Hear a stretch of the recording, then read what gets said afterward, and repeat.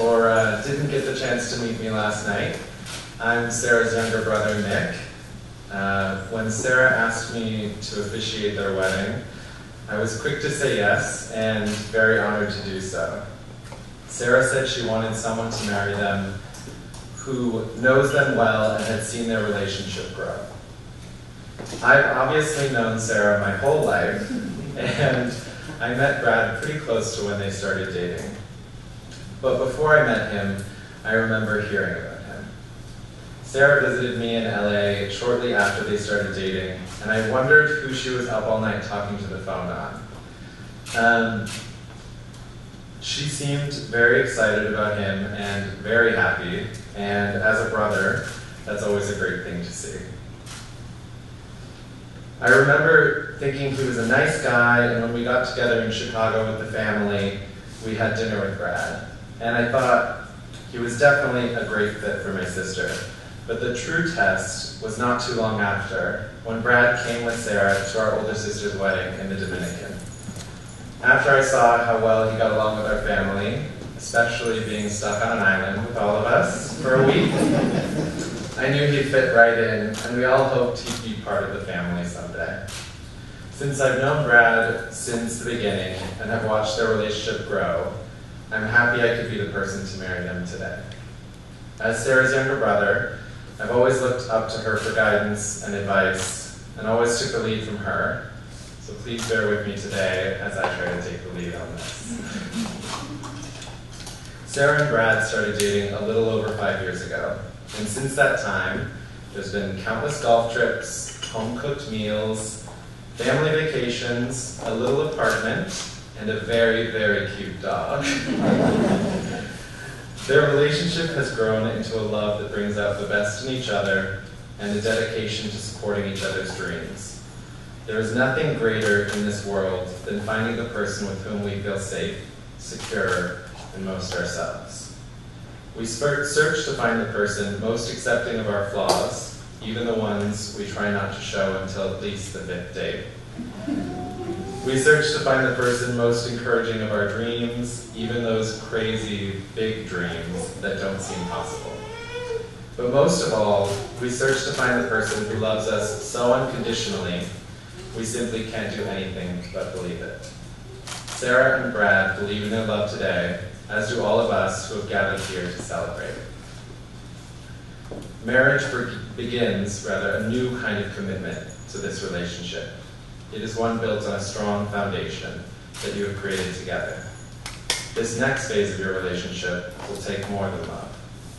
It will take trust, to know in your hearts that you want only the best for the other, dedication to stay open to each other, to learn and grow, even when it is difficult to do so, and faith, to go forward together without knowing what the future holds for you both.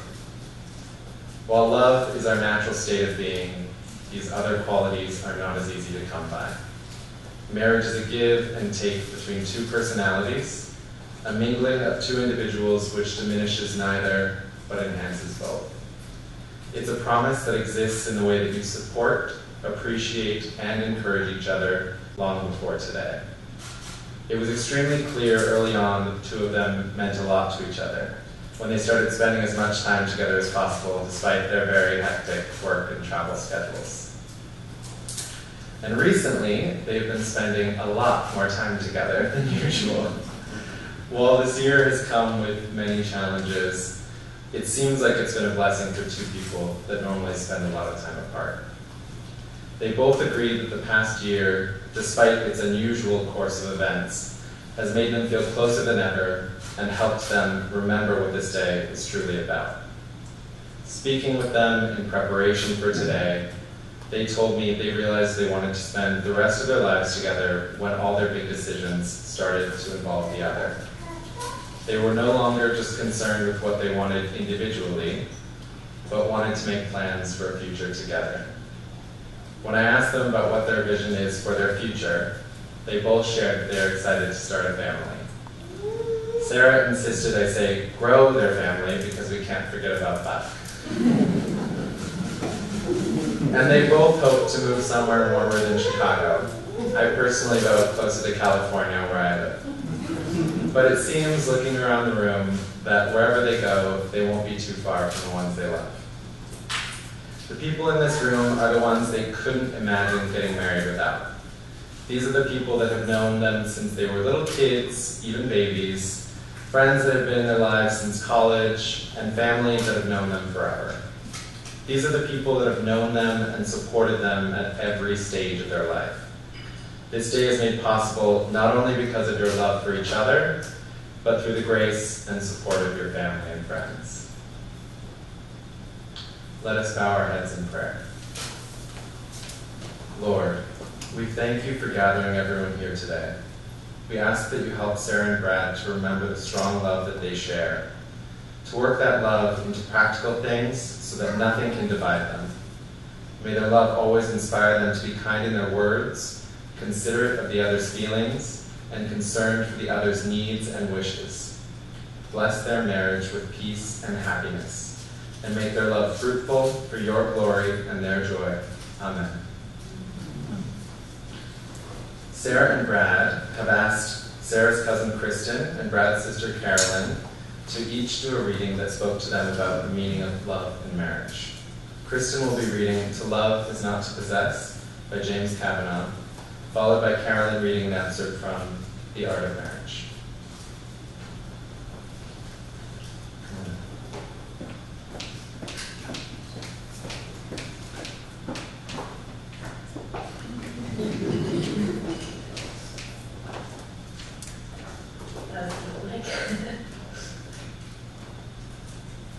To love is not to possess, to own or imprison, nor to lose oneself in another. Love is to join and separate, to find a lasting freedom that lonely isolation does not permit. It is finally to be able to be who we really are, no longer clinging in childish dependency, nor docilely living separate lives in silence. It is to be perfectly oneself and perfectly joined in permanent commitment to another or to one's inner self.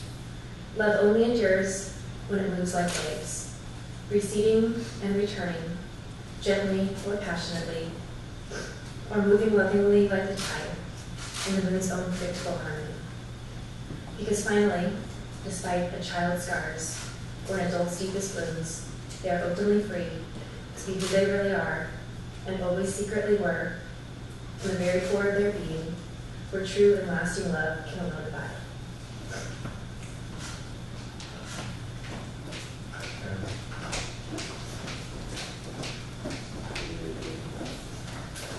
A good marriage must be created. In the marriage, the little things are the big things. It's never too old to hold hands. It's remembering to say I love you at least once a day. It's never going to sleep angry. It's having a mutual sense of values and objectives. It's standing together and facing the world. It's forming a circle of love that gathers in the whole family. It is speaking words of appreciation and demonstrating gratitude in thoughtful ways. It's having the capacity to forgive and to forget. It's giving each other an atmosphere in which each can grow. It is a common search for the good and for the beautiful. It's not only marrying the right person, it's being the right partner.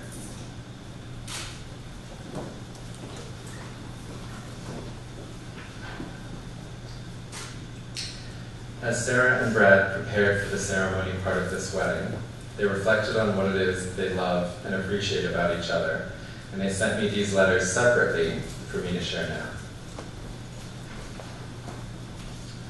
Sarah, Brad loves your sense of humor. You are never short of an opinion, but always with a funny twist that makes him laugh. He also loves how the simplest of activities bring you so much happiness. Whether it's cooking a homemade meal or taking Buck for a walk, you make every day more enjoyable.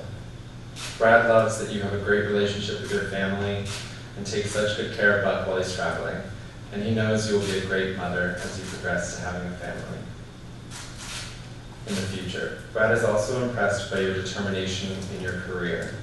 Your work ethic, drive, and organization have rubbed off on him, and definitely had a positive impact on Brad in his own career. Lastly, he loves your kindness and thoughtfulness for others.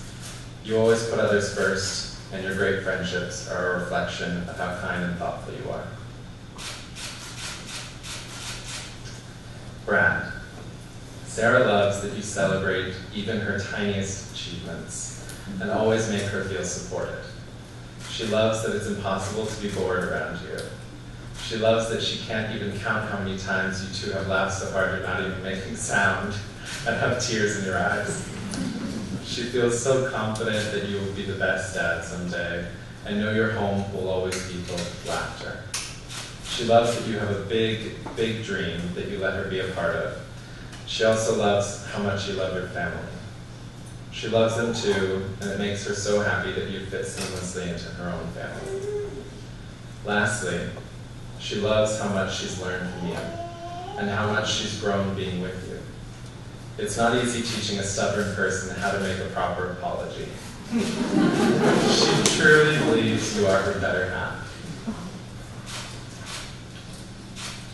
You have known each other from the first glance of acquaintance to this point of commitment. At some point, you decided to marry. From that moment of yes to this moment of yes, you have been making promises and agreements in an informal way. All those conversations that were held riding in a car, or over a meal, or during long walks, all those sentences that began with, when we're married, and continue with, I will, you will, and we will, those late night talks that included someday, and all those promises that are unspoken matters of the heart. All these common things and more are the real process of a wedding. The vows that you're about to make are a way of saying to one another, you know all those things you've promised and hoped and dreamed? Well, I meant it, every word. Look at one another and remember this moment. Before this moment, you have been many things to one another. Now you will say a few words that will take you to a new phase of life, and things will never quite be the same. After these vows, you will be able to say to the world, this is my husband, and this is my wife. And now, Sarah and Brad, please join hands.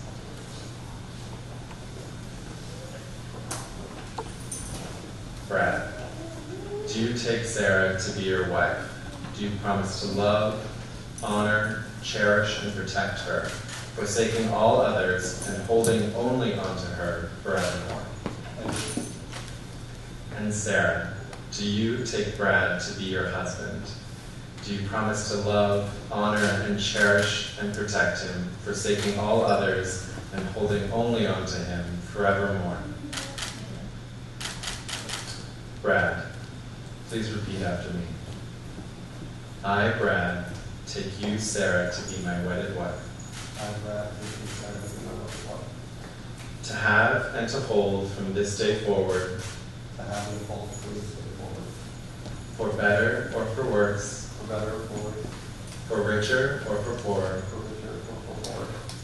in sickness and in health, In sickness and in health. to love and to cherish, To love and to cherish.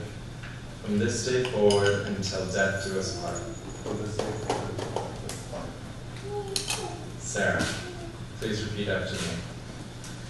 I, Sarah, take you, Brad, to be my wedded husband, to have and to hold from this day forward, for better or for worse, for richer or for poorer, in sickness and in health, to love and to cherish, from this day forward until death do us part. Having this love in your hearts, you have chosen to seal your vows by exchanging rings. These rings are a symbol of the words that you speak today. May these rings be from this day forward your most treasured adornment, and may the love they symbolize be your most precious possession.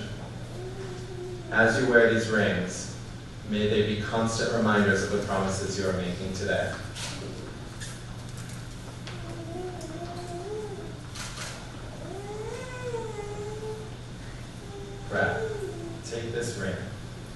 on Sarah's finger and repeat after me. I give you this ring as a symbol of my love and faithfulness to you. Sarah, take this ring and place it on Brad's finger and repeat after me. I give you this ring as a symbol of my love and faithfulness to you. Brad and Sarah, from this moment forward, you will never be alone because you will carry with you the love of another person. May you cherish the home and family that you will create together. May your love be a lifelong source of excitement, contentment, affection, respect, and devotion for each other. Marriages bring hard days just as they bring beautiful ones. This day is a reminder of what your love has already accomplished and the amazing possibilities of what it can continue to accomplish and overcome in the many, many years ahead of you. Having promised to love, honor, and cherish one another in the presence of this gathering, and by the authority vested in me by the Constitution and the state of Illinois, it is my honor to now pronounce you husband and wife. You may kiss the bride.